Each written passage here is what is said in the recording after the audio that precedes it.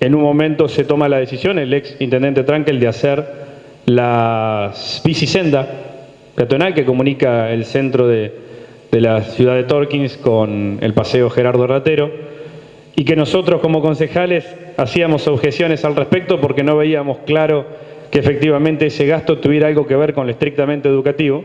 y que uno de los principales argumentos, válidos por cierto, más allá de nuestras quejas, el argumento que se daba era que precisamente uno de los objetivos de esa bicisenda era comunicar la ciudad de Torkins con la incipiente y recién nacida Escuela de Educación Técnica y el Centro de Formación Profesional, que hasta el día de hoy funcionan y cada vez de mejor manera,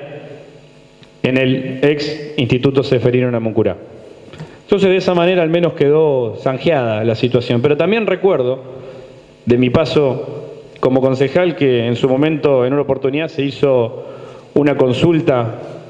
al Tribunal de Cuentas para saber si se podía destinar parte del fondo educativo para un club, de uno de los dos clubes de la ciudad de Torkins, para poder hacer remodelaciones en sus instalaciones. Y recuerdo bien que el Tribunal de Cuentas dijo que no, porque obviamente no correspondía de acuerdo a la finalidad que tenían estos fondos.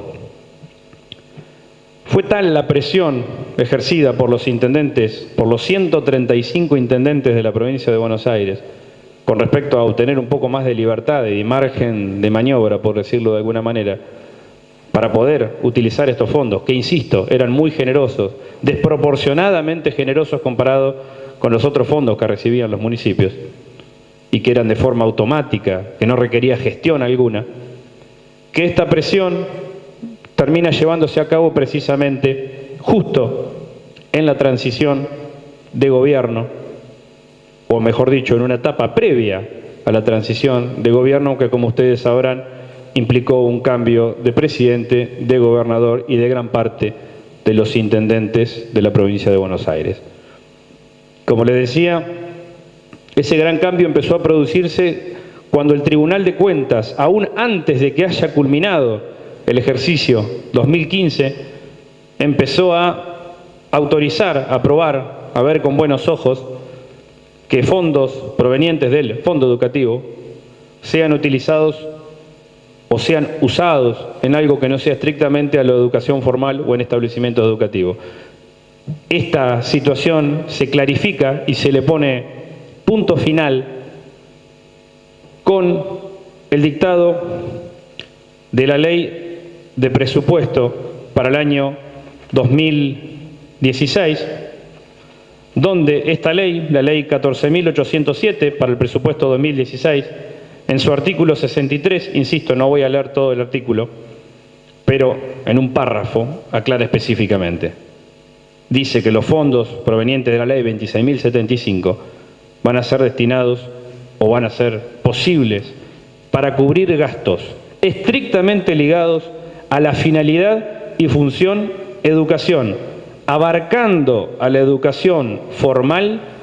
como a la educación no formal. Hecha esta introducción, aclaro que el objetivo de la misma era dejar aclarado lo que para muchos consideraban inentendible,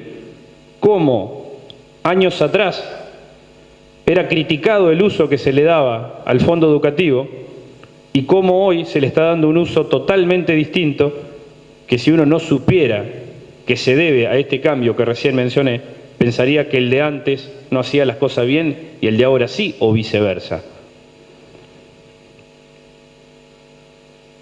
En el caso puntual del distrito de Torkins,